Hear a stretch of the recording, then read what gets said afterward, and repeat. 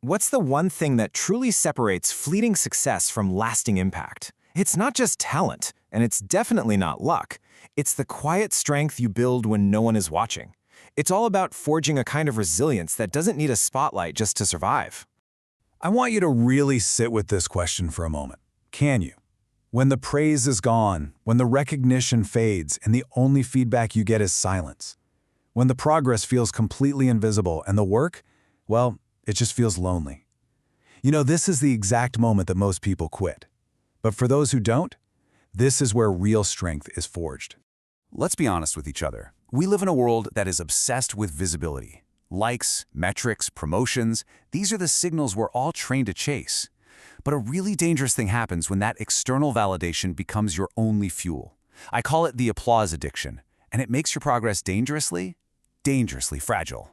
So this is the fundamental choice every single professional has to make. Are you going to run on external fuel, praise, likes, promotions, which is always temporary and completely unreliable? Or are you going to build an internal engine, one that's fueled by your purpose, your discipline, and your own personal standards? One is fragile. The other is unbreakable. And here is the single most crucial takeaway. If applause is your fuel, then silence becomes your brake. The danger isn't wanting recognition. That's human. It's needing it. Your journey stops being this deliberate march toward your vision, and instead, it becomes a reactive dance for someone else's approval. So how do we break this addiction? We do it by understanding the anatomy of a real breakthrough. See, every great achievement is preceded by what I call the invisible season. It's that quiet, heads-down period of work that comes way before any public success. And this isn't stagnation. This is the most critical phase of your growth. This is where the real work happens. It's the learning stage, where your mistakes are going to outnumber your wins. It's the repetition stage, where growth feels so subtle it's almost imperceptible. This is where you build the skills, the character, and the discipline that will support the breakthrough when it finally arrives. Breakthroughs are never sudden. They are the visible tip of an invisible iceberg of effort.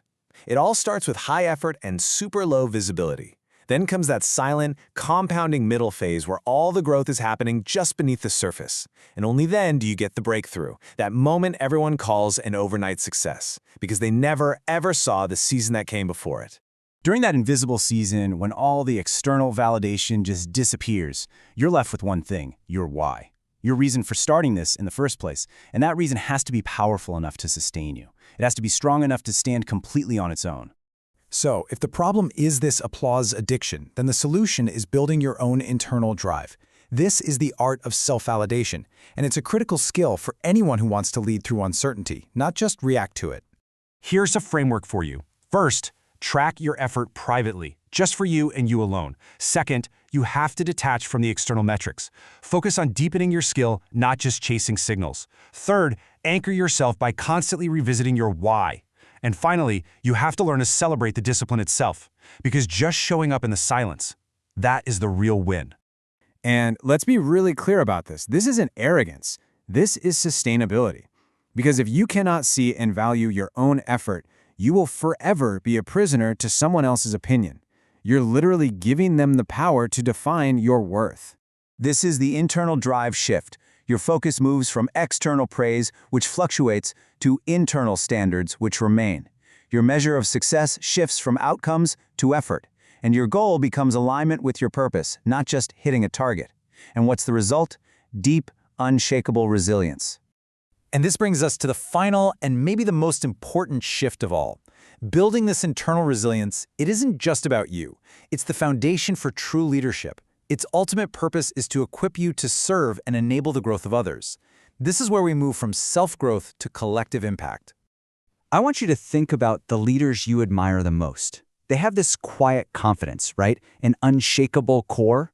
Well, that doesn't come from a history of constant applause. It comes from enduring those invisible seasons. It's forged in the silence, and that steadiness becomes a magnetic force for the people they lead. This is the ultimate measure of leadership.